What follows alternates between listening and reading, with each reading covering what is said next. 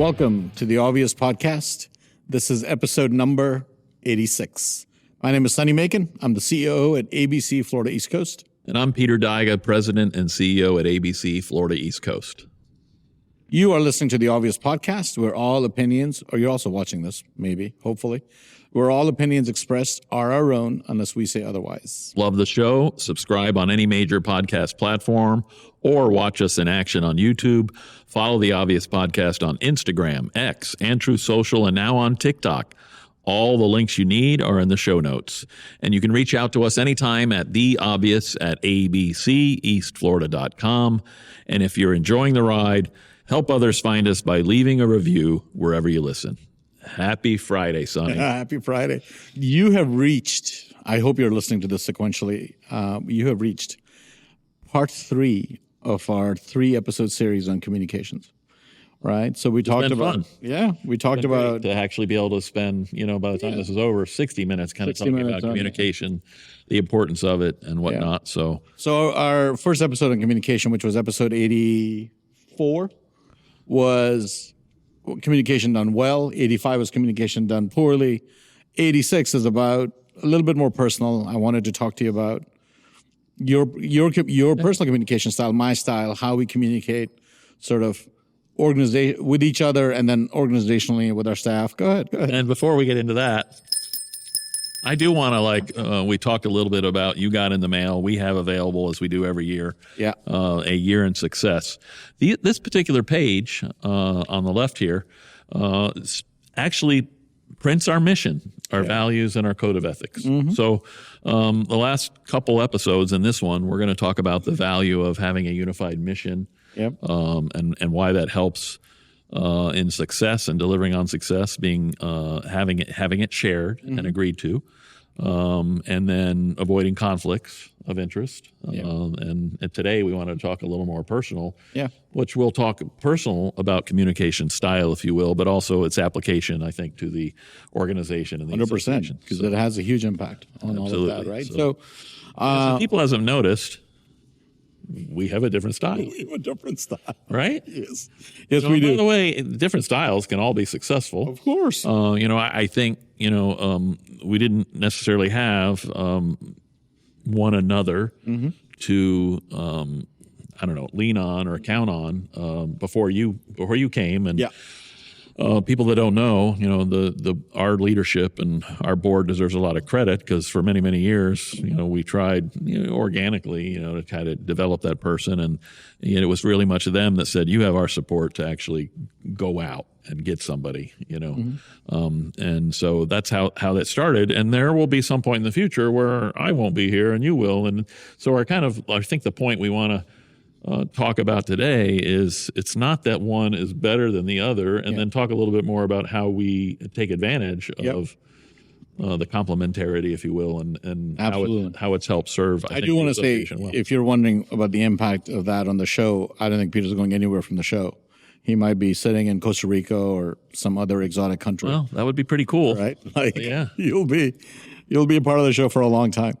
Also, we share the experience that I don't know if you want to share who it was, but the whole with the Chat GPT and the research, which is we'll talk about that. But before I get into that, I wanted to just publicly ask Mr. Producer. I just realized this is episode 86, right? 86. 100 is coming up. I'm expecting some, big time production values here. All right, so you're getting an advance notice. Letting our team know, hey guys, we need balloons and confetti. I would, I would at least like those. I see teenage girls in luxury hotels all the time with those massive balloons that have their age listed on it. I would like to see 100 behind me. What videos are you watching? It's not on a video, just when I go on conferences. All right. It's not. Okay. I just meant in real life when I'm walking through some building. Gotcha. Oh, okay. I'll see those teenage girls with those balloons that have the numbers on.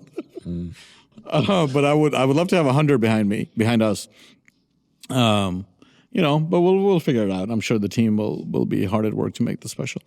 But before I even came along, and I'm I think it's my 4th year now here at ABC, and it's your 27th. Real? Yeah. Wow. 4th year. Time flies, right? Unreal. Unreal. Seems like yesterday in many ways. Yeah, it really does. And I was thinking about that conversation you and I had over that carrot cake that you and I both love so much. Before that 4 years, or for the preceding years? Yeah, before the 4 years. Yeah. You know, because people may or may not know, but we've had a relationship going back for a long time. Before, we started having conversations about, our need at ABC for, high level COO or second in command, if you will. And so, our relationship goes further back. So, but I was thinking about including carrot cake, one of the best ones you can have. Yeah, if you're curious, I'm not going to plug the restaurant on the air, but if you're curious, let us know. We'll tell you where it is. And good carrot cake's hard to find. And the way we look at it, it's a vegetable, so right. It's got to be healthy. It's got carrots in it. It's got carrots in it. How would you describe? So let's go back to communication. You're in your 27th year. Clearly, long before I showed up, you have laid the groundwork. You're the third CEO in a 58-year history of this organization. Yeah. You have built upon an incredible record of success and taken it, certainly way above what somebody would even call the next level. How do you feel like that success is reflected in your communication style? Well, that's a great question. So, and by the way, I guess I've always considered myself a fairly forward and blunt person too. So, but I think it depends on the circumstances, right? So, and who your audience is. Exactly. I mean, because our position is, a unique position where you have, staff people that you have to communicate differently with. Because your relationship is different versus the volunteer leaders of the organization. So, definitely, my style of communication with them, because I kind of have always felt this may have worked a little bit to my detriment, but, I'm here to provide what I think is a very qualified and valuable opinion when asked. Sometimes at the board meetings and at the federal the kind of the association level, if you will, the volunteer leadership level. So sometimes that's and that's that might. Now, if there's a necessity, I don't think I would hesitate to speak up if I felt like it was going in but if it was a conversation that was, I don't want to say inconsequential, but it wasn't going to be like the detriment of the organization if the decision went this way or that way, or they weren't necessarily getting all the data or information they needed. But if it was important to the conversation, I think I would speak up. But my style is a little different, right? It's a little more political. I think some people have couched it as, I wonder where that came from. I mean, right? Because I've been involved in politics my whole life and lobbying, where I've had to lobby people on this side of the political spectrum and this side. And so you have to know and find ways of trying to do that. So, so I think, that's kind of my style when it comes to our leadership and the association governance, if you will. I want to say something about your style. And it probably bleeds a little bit over to the staff. There are probably some occasions when I'm a little less. Because your relationships, I think staff is interesting because your relationships by definition will be different because every staff member performs at a different level. Yeah. Right? Great. So how you communicate with a high-performing staff member is very different than how you communicate with a low-performing. And early on, if you're trying to redirect or form or something, it might be a different style. And then it slowly may change over time. As you say, every new broom sweeps well. Yeah. Right. Well, I didn't say that, but there's somebody said it. Latin or a Spanish way of saying that apparently is that I love the meaning of it. It makes a lot of sense, right? So I'm gonna say something about your style that I think might be a little controversial. Okay, perceived as controversial.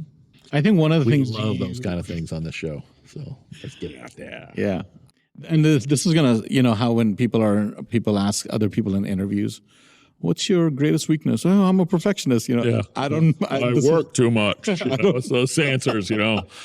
So I don't need. This is not what I'm trying to say. Okay. In my criticism of your style. Oh. It's not even criticism. It's really feedback. I think you have this perspective, right?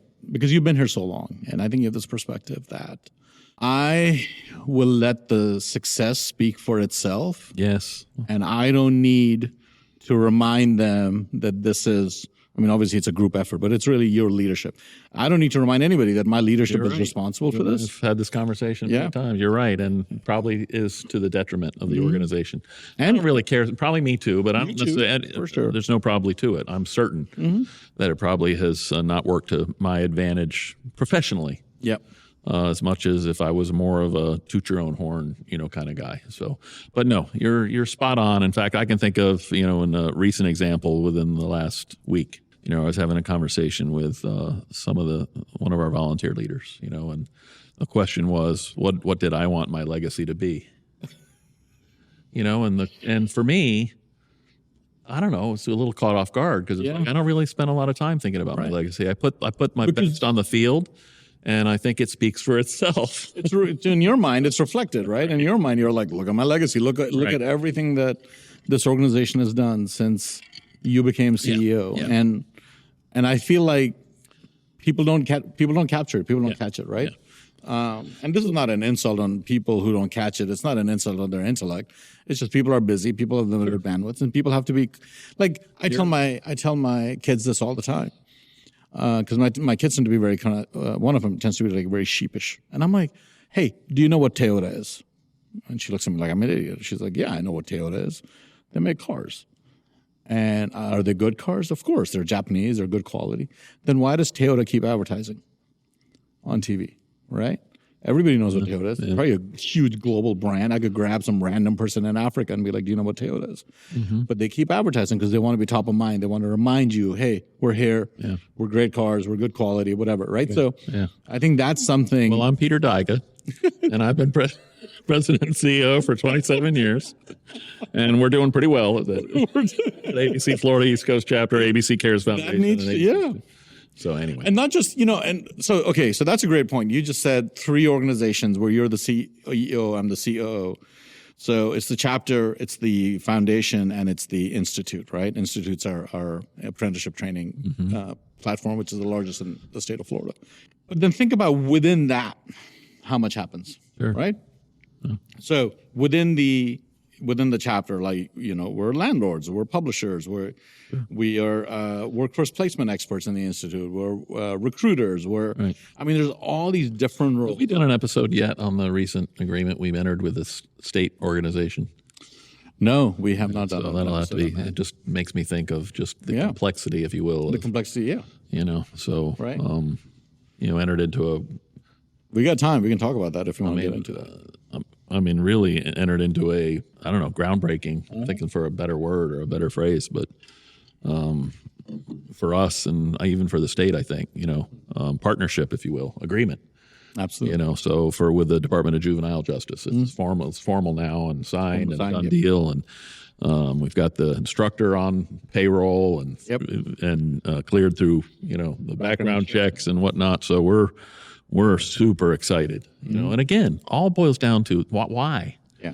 And this came about in part because of relationships, which is why. Because of your reputation. And why relationships are important as well, because you never know what might develop out of them. But it also come about because of our commitment to that mission, and that's why we have a whole separate entity, with a whole separate board of directors, a whole separate set of financials and whatnot that's dedicated to that aspect of our mission. So in any event, but we don't talk about it necessarily a lot, and it's a problem. So, but that's where you've been a perfect complement, I think. And thank you.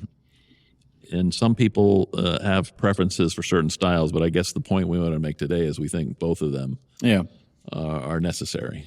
I have a real, I'm going to use a phrase that I have a real contempt for, and I see it a lot in life and in organizations. I think people theologize serendipity. They don't understand, and primarily because it hasn't been communicated to them. So they don't understand that every successful agreement, there's years of work behind it. There's years of credibility building, years of relationship building, years of actually delivering results. Do you think they do that for themselves? No. Or their own companies? No, never. Their own. Never. Then it's them. I built it myself with my bootstraps. Look what I've done. Look what I've accomplished. But when it's other people's success, I think it's like it's serendipity. Like you do this with celebrities all the time, right? They'll be like, oh yeah, this guy came By out the of way, nowhere. I mean, some of them have been around almost as long as I have, or you can have volunteer leaders that have been around a long time. Absolutely. I mean, we hope they are. We would like all of Yeah. our members to be engaged and to be on committees and so I mean, a lot of them have that experience and contribution, if you will, to. Right. But if they're still not understanding the impact of like your leadership or my leadership, then it's a communication issue. We're back to where we started. Right? So then it's a communication issue. I don't. Other than that, I really don't know. I mean, you could argue it's conflict of interest. You could argue all sorts of other things, but primarily, I think communication is the driving force behind how people perceive the success of an organization. But I think people are very, very quick to. I hear celebrities say this all the time, like especially when they make it big. They're like, "Oh man, people keep telling me I'm an overnight success. I've been making commercials for 20 years, or I've had small parts for 20 years, and now that I finally hit it big, everybody tells me I came out of nowhere, and that's just not the case, right? And I think that certainly happens to us as an organization, and I really am very cognizant of the fact that this is all built, and not just on your shoulders, but really on Dan Shaw's shoulders and the young man before him, right? Like it's Errol Bader. Yeah, Errol, and it's like series of good decisions, and of course bad decisions, but the series of good impacts that everything gets built upon. Yeah. By the way, have we talked yet about the fact that we inducted our only second lifetime member? We have not talked about that. We should talk about at the recent national convention. Yes. So Richard Wass, from Wass Construction. His company and or affiliated company, I think, has been a charter member going back to 1968, and he has served in almost every capacity in this organization at the federal, state, and local level. That was a twinkle in my daddy's eye in 1968. Right, and still serves as a trustee on the ABC Cares Foundation. Relatively new trustee, but he's still serving today, and great guy. It is not an easy thing to be approved by this organization at a national level to be a lifetime member, and so he recently was done. So that fits in, I think, to the whole mission statement and communication and whatnot. So, but I want to spend a little time because it's amazing how quickly the time goes by. But we're in our third part of a communication series, We are.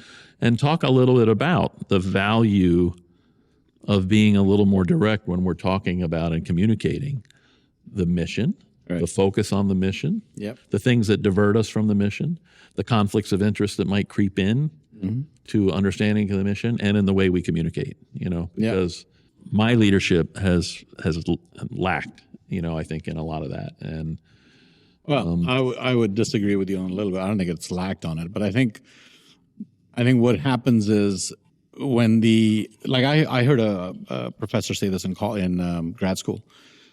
Repetition builds culture, right? And when you stop repeating because you think they got it, number one, that's when they stop getting it.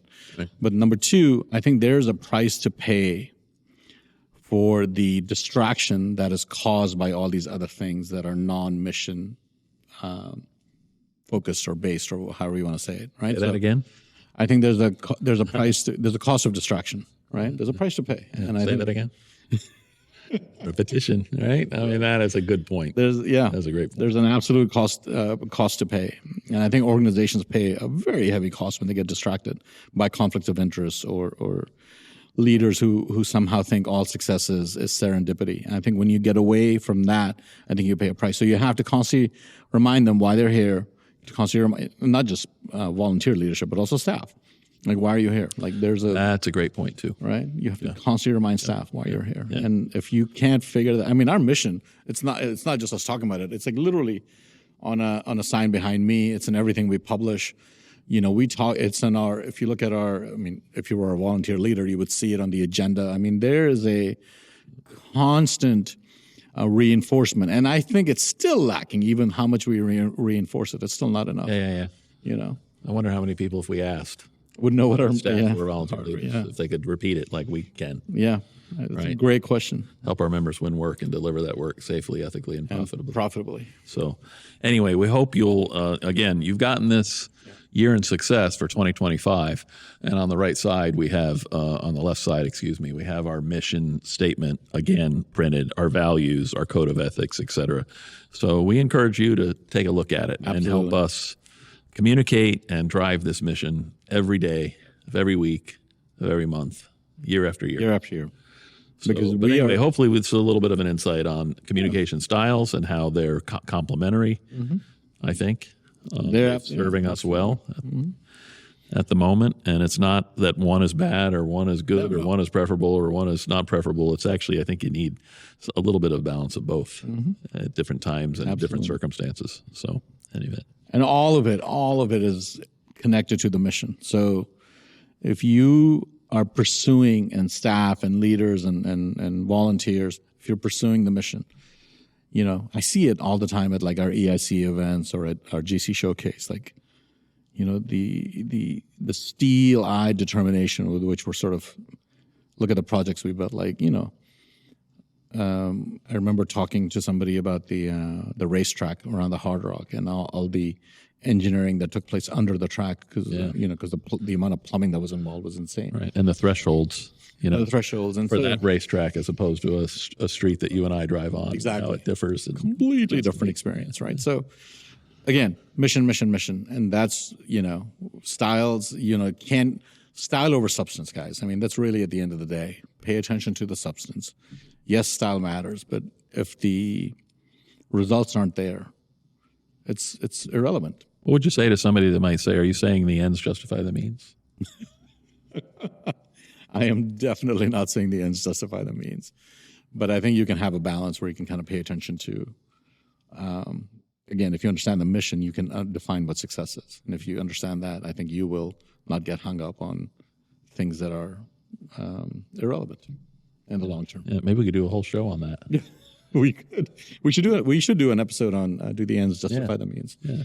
Absolutely.